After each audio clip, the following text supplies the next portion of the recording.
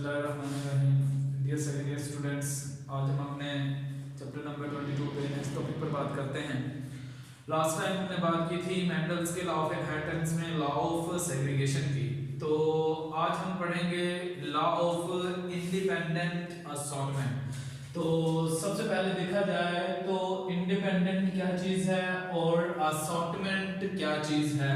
Independent जो है वो कहता है कि अलील जो है, अलील of one trait is not dependent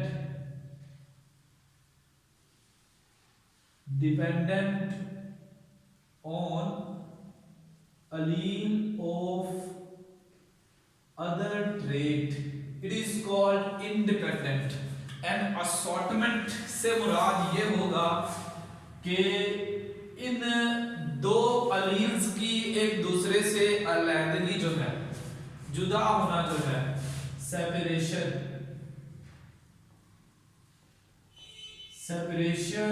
and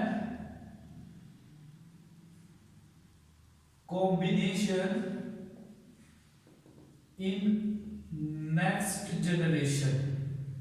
यानी हम ये देखते हैं कि जब कभी भी एक ऐसा क्रॉस डिजाइन किया जाए जिसमें दो अलील्स को स्टडी किया जाए, मिसाल के तौर पर हम कहते हैं ऐसे क्रॉस को कहा जाता है डाई हाइब्रिड क्रॉस। यानी मेंडल के लॉ ऑफ इंडिपेंडेंट असॉर्टमेंट को एक्सप्लेन करने के लिए डाई हाइब्रिड क्रॉस जो है वो डिजाइन करना पड़ता है। डाई हाइब्रिड क्रॉस को हम डिफाइन करते हैं a cross in which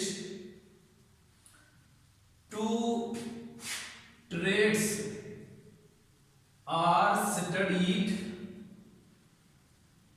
eight same time. यानी अगर हम दो ट्रेड्स को एक ही वक्त में स्टडी करें तो ऐसा क्रॉस जो है वो डाई हाइब्रिड क्रॉस कहलाता है। यानी मिसाल के तौर पर अगर हम एग्जांपल लें, अगर कोई सीड जो है वो राउंड भी है और उसका कलर जो है वो येलो हो, तो ऐसी सूरत में आप देखें ये जो राउंड होना है इसको हम कहते हैं it is shape, it is one trade, and yellow होना जो है ये इसका कलर है, it is an other trait. जब कभी भी हम किसी राउंड येलो सीड वाले किसी प्लांट का क्रॉस करवा दें किसी ऐसे प्लांट के साथ जो कि रिंकल्ड हो और इसी ही तरह से उसका कलर जो है वो ग्रीन हो, लिहाजा ऐसी सूरत में आप देखें these two traits are studied in the same cross। यानी हम दो ट्रेड्स को एक ही क्रॉस में जब स्टडी करते हैं it is called dihybrid cross. और इस क्रॉस के अंदर हमने according to the law of independent assortment जो है वो क्या कहा कि एक अलील जो है is not the Aleel of one trade is not dependent on the Aleel of other trade.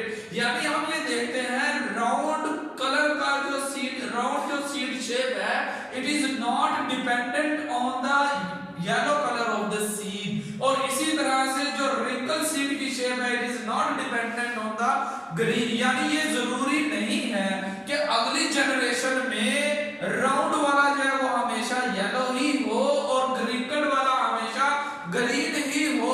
अगर ये अलील इंडिपेंडेंटली असॉर्ट हो इसका मतलब यह होगा कि नेक्स्ट जनरेशन में नए जो कॉम्बिनेशन है, न्यू रिकॉम्बिनेशन एग्जिस्ट करेंगे जो किस फॉर्म में होंगे। मिसाल के तौर पर हम कहते हैं राउंड वाला हमेशा येलो होना जरूरी नहीं, तो इसका मतलब क्या होगा कि राउंड वाला ग्रीन भी हो सकता है। It is one type of the recombination, या हम इसको कहते हैं रैंडम असॉर्टमेंट और इंडिपेंडेंट असॉर्टमेंट है, क्योंकि एक अलील दूसरे अलील पर डिपेंड नहीं कर रहा। राउंड वाला येलो वाले के साथ अटैच नहीं है, डिपेंडेंट नहीं है उस पर, उससे जुड़ा हुआ नहीं है, लिंक नहीं है। तो इसका मतलब जरूरी है कि राउंड वाला कभी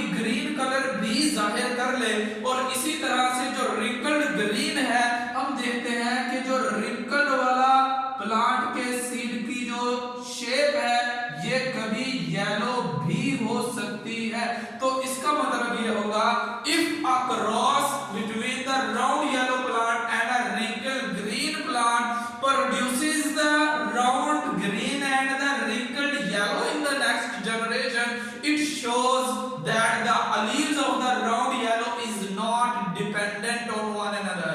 इस तरह से हम कहते हैं ये है explanation law of independent assortment की। अब हम इसको डायग्रामेटिकली जरा बना के देखते हैं। मेंडल ने तमाम क्रॉस को शुरू करवाने से पहले F1 जनरेशन में हाइब्रिड पैदा किए ताकि पता चल जाए कि किसी एक ट्रेट का अलील दूसरे ट्रेट के अलील के साथ कंबाइन हो चुका है। जैसे मिसाल के तौर पर हम देखते हैं कि एक प्लांट है जो कि राउंड येलो फिनोटाइप वाला है, इसका क्रॉस जो है वो एक ऐसे प्लांट के साथ करवा दिया जाए जिसके रिंकल्ड ग्रीन जो है वो सीड की शेप और कलर है। तो ऐसी सूरत के अंदर हम कहते हैं Mendel always created the pure lines of these plants that are called the P1 parents. इन्होंने कहा कि capital R, capital R, capital Y and capital Y, यानी मेंडल ने प्योर लाइंस पैदा किए और उन प्योर लाइंस का जब क्रॉस करवाया तो F1 जनरेशन में हाइब्रिड पैदा हो जाते हैं। देखें इसी तरह से अगर ये रिंकल वाला प्योर लाइन है यानी होमोजाइगस है रिंकल के लिए तो दोनों स्मॉल r होना जरूरी है, और ग्रीन के लिए भी हम कहते हैं कि ये भी होमोजाइगस है तो उसके लिए स्मॉल y होना जरूरी है। इसी तरह से जब हम देखते हैं कि गैमीट्स फॉर्मेशन का अमल होगा तो जाहिर सी बात है अगर इस प्लांट को हम कंसीडर कर रहे हैं सपोज कि हम मेल प्लांट के तौर पर और इसको फीमेल प्लांट के तौर पर कंसीडर करें तो इसमें 4 स्पर्म्स जो है वो प्रोड्यूस होंगे और इसी तरह से इसमें भी एग पैदा होगा।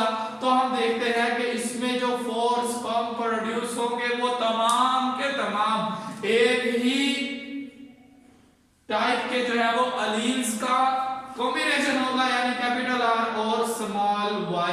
और इसी तरह से अगर इस प्लांट में एग पैदा हो चाहे जितनी बार भी एग पैदा हो तो उसमें अलील जो है वो स्मॉल r स्मॉल y ही रहेंगे। अब देखें जब ये आपस में फर्टिलाइज करेंगे तो नेक्स्ट जनरेशन में capital R small r capital Y small y, जैसे कि मेंडल ने मोनो हाइब्रिड क्रॉस में किया था कि डोमिनेंट एक राउंड वाले का रिंकल वाले से करवाया, अगली जनरेशन में हाइब्रिड आया एक ट्रेट के लिए। अब यहाँ पर डोमिनेंट राउंड का डोमिनेंट येलो का क्रॉस है रिसेसिव रिंकल के साथ और रिसेसिव ग्रीन के साथ। तो F1 जनरेशन देखें ये हमारे पास F1 जनरेशन आई है, इट इज द हाइब्रिड। इसके अंदर एक एलील डोमिनेंट एक रिसेसिव एक डोमिनेंट एक रिसेसिव, लेकिन हम देखते हैं कि इनकी जो फिनोटाइप है जाहिर सी बात है वो भी डोमिनेंट ही रहेगी। ऑल वर राउंड येलो, तमाम के तमाम राउंड येलो होंगे। अब देखना है कि अगर ये राउंड येलो वाले जो अलील इस एक प्लांट में मौजूद है नेक्स्ट जनरेशन में इंडिपेंडेंटली असॉर्ट होते हैं या नहीं। अगर तो ये इंडिपेंडेंटली असॉर्ट हो तो जैसे हमने पहले बताया कि नए टाइप्स की रिकॉम्बिनेशन पैदा होनी चाहिए, जैसे राउंड का ग्रीन पैदा हो जाना और रिंकल्ड का येलो पैदा हो जाना इस बात का सबूत होगा कि अलील जो दो मुख्तलिफ ट्रेड्स के हैं एक दूसरे पर डिपेंड नहीं करते, इंडिपेंडेंटली असॉर्ट होते हैं। लिहाजा नेक्स्ट जो है वो हम F2 जनरेशन पैदा करते हैं bye crossing the F1 with F1। अब देखें जरा F1 हमारे पास capital R small r capital Y small y है, लिहाजा इन दोनों में जो गैमीट्स प्रोड्यूस होंगे अब these are the P2 parents और इनमें जो गैमीट्स पैदा होंगे इनकी वेरिएबिलिटी हम चेक कर लेते हैं। अब देखें अगर ये कैपिटल R नॉट लिंक है, अगर डिपेंड नहीं करता येलो के साथ, तो हम देखते हैं एक गैमेट इस कैपिटल R का कैपिटल Y के साथ बनेगा और इसी तरह से एक गैमेट इस कैपिटल R का ये भी बन सकता है कि ये कैपिटल R इस स्मॉल y के साथ जो है वो कंबाइन हो जाए if it is not dependent on the yellow colour और द डोमिनेंट ट्रेट। इसी तरह से एक और पॉसिबिलिटी ये भी है कि ये जो राउंड वाला जो रिंकल वाला जो अलील है ये येलो वाले के साथ कंबाइन हो स्मॉल आर कैपिटल वाई, और ये पॉसिबिलिटी भी है कि स्मॉल आर स्मॉल वाई के साथ गैमीट बनाए। तो चार तरह के गैमीट्स इसमें पैदा होने के चांसेस मौजूद है। और इसी ही तरह से अगर हम इसको male plant female plant consider कर रहे हैं तो ऐसी सूरत में चार तरह के डिफरेंट टाइप्स के एग इसमें पैदा होने के चांसेस है। कैपिटल आर कैपिटल वाई के साथ कोई एग प्रोड्यूस हो सकता है, कैपिटल आर स्मॉल वाई के साथ प्रोड्यूस हो सकता है, स्मॉल आर कैपिटल वाई के साथ इंडिपेंडेंटली,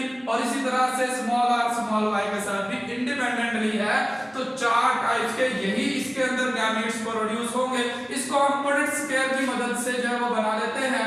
ये देखिए हम एक तरफ सपोज कर लेते हैं, फर्ज कर लेते हैं these are the gametes of male plant, और दूसरी तरफ फर्ज कर लेते हैं these are the gametes of the female plants. अब क्योंकि दोनों ही प्लांट्स में एक ही जैसे गैमेट्स प्रोड्यूस हुए हैं तो हम इस तरह से इनकी जो है पुनेट स्क्वायर की मदद से अब इसकी नेक्स्ट जनरेशन में जो कॉम्बिनेशन है उसको चेक करते हैं। यही तरतीब हम लिखते हैं मेल के स्पर्म की, और इसी तरह से यही तरतीब लिखेंगे फीमेल में जो एग्स प्रोड्यूस होंगे उनके लिए। जैसे देखिए मिसाल के तौर पर कैपिटल आर कैपिटल वाई के साथ ये पेरेंटल है जैसे कि राउंड येलो है, और अगर ये इंडिपेंडेंट है तो ये कैपिटल आर स्मॉल वाई के साथ भी गैमीट बनाएगा, यानी राउंड और ये ग्रीन वाला है। और इसी तरह से देखिए स्मॉल आर कैपिटल वाई के साथ भी गैमीट बना सकता है अगर ये दोनों एक दूसरे पर डिपेंड नहीं कर रहे ट्रेड्स, और इसी तरह से स्मॉल आर स्मॉल वाई के साथ भी गैमीट बना सकता है। तो इसी तरह से इस साइड पर हम मेल के पेरेंट्स और जो फीमेल गैमीट्स है उनकी अवेलेबिलिटी चेक करके लिख लेते हैं। वही आएगी जो मेल में, क्योंकि दोनों की जीनोटाइप क्या है, सेम है, दोनों F1 के हाइब्रिड्स है। इसी तरह से अब देखिए ये स्मॉल आर स्मॉल वाई बना।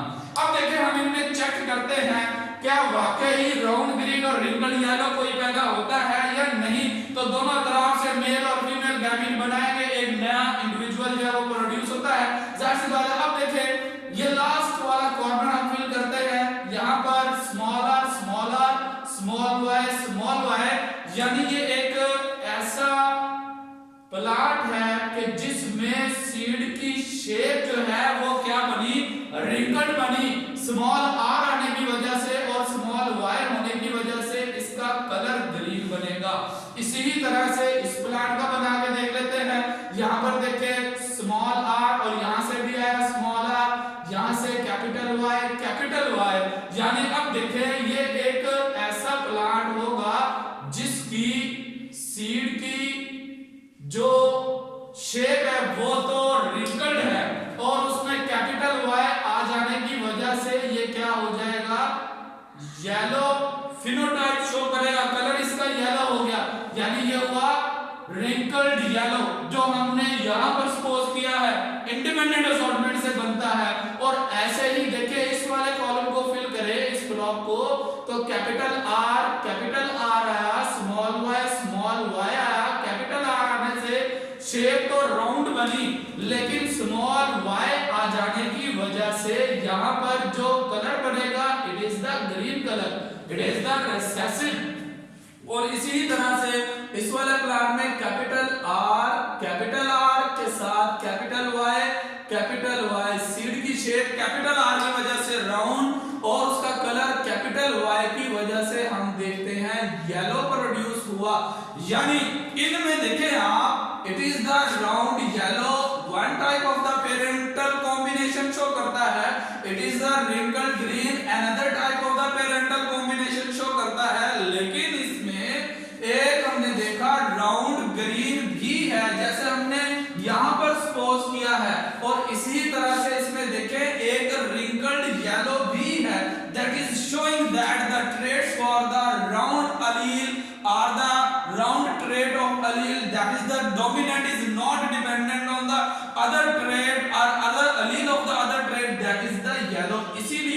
कहते हैं, यहाँ पर ये कॉम्बिनेशन पैदा होते हैं। अब इसके बाद देखते हैं कि हमारे पास जो डोमिनेंट अलील के और इनकी जो चांसेस हैं अगली जनरेशन में जाहिर होने को, उसको कहा जाता है प्रोबेबिलिटी।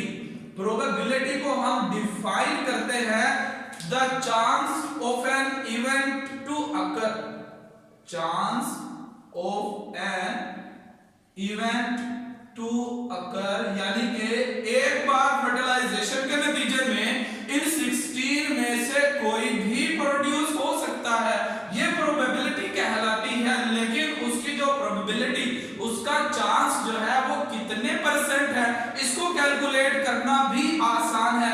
इसको हम कहते हैं it is called product rule. Product rule के अंदर हम क्या देखते हैं कि जो फ्रीक्वेंसी इंडिविजुअल फ्रीक्वेंसी जो थी, frequency of allele in monohybrid cross, in monohybrid cross, यानी किसी भी अलील की, चाहे राउंड वाले की ले, येलो वाले की ले, रिंकल वाले की ले, ग्रीन वाले की ले, तो वो कहता है the individual frequency of allele in monohybrid, के मोनो हाइब्रिड क्रॉस में जो उन अलील की इंडिविजुअल फ्रीक्वेंसी थी, उसका जो मल्टीपल है उसको जब ज़रब दे देते हैं दूसरे अलील की फ्रीक्वेंसी से जो मोनो हाइब्रिड क्रॉस में मौजूद है, ये बन जाती है frequency of, it becomes the frequency of allele in the dihybrid cross, frequency of allele in dihybrid cross। अब इसकी एक एग्जांपल हम बना के देखते हैं। जैसे आपने इससे पहले पढ़ा था कि मोनो हाइब्रिड क्रॉस में सपोज किया हमने राउंड वाले के लिए बात की थी, मोनो हाइब्रिड क्रॉस में राउंड हमने देखे थे कि 3 पैदा हुए थे 4 में से, और इसी तरह से जितने भी हम देखेंगे डोमिनेंट अलील होंगे वो तमाम के तमाम यही फ्रीक्वेंसी शो करेंगे।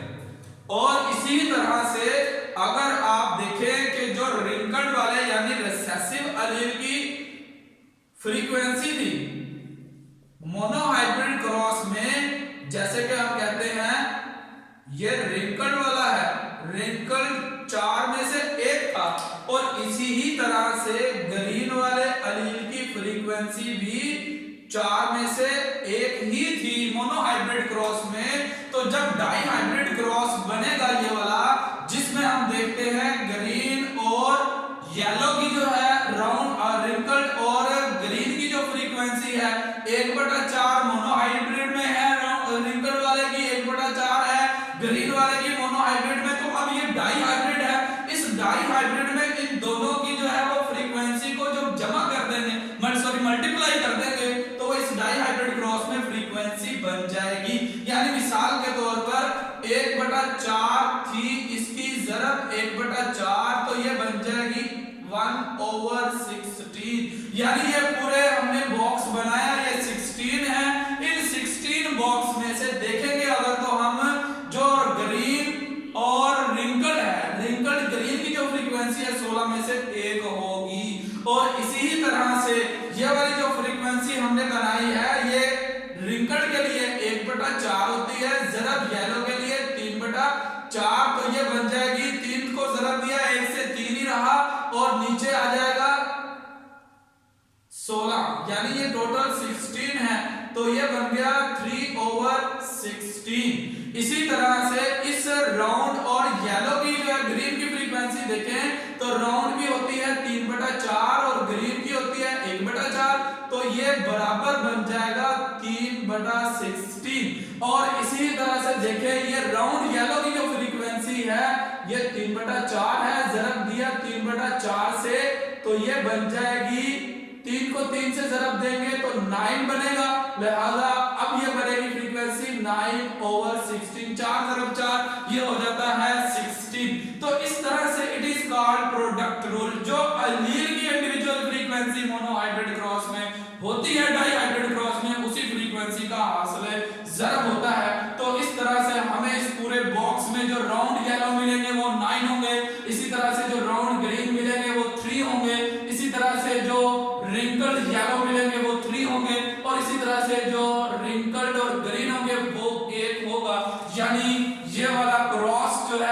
देखते हैं 9331 की जो है फिनोटिपिक रेशियो शो करता है। इसको हम कहते हैं it is called law of independent assortment के राउंड वाला हमेशा जरूरी नहीं है येलो वाले के साथ ही अपेयर हो अगली जनरेशन में, राउंड वाला ग्रीन वाले के साथ अपेयर हो सकता है, इसी तरह से रिंगड वाला येलो वाले के साथ भी अगली जनरेशन में अपेयर हो सकता है। It is called law of independent assortment.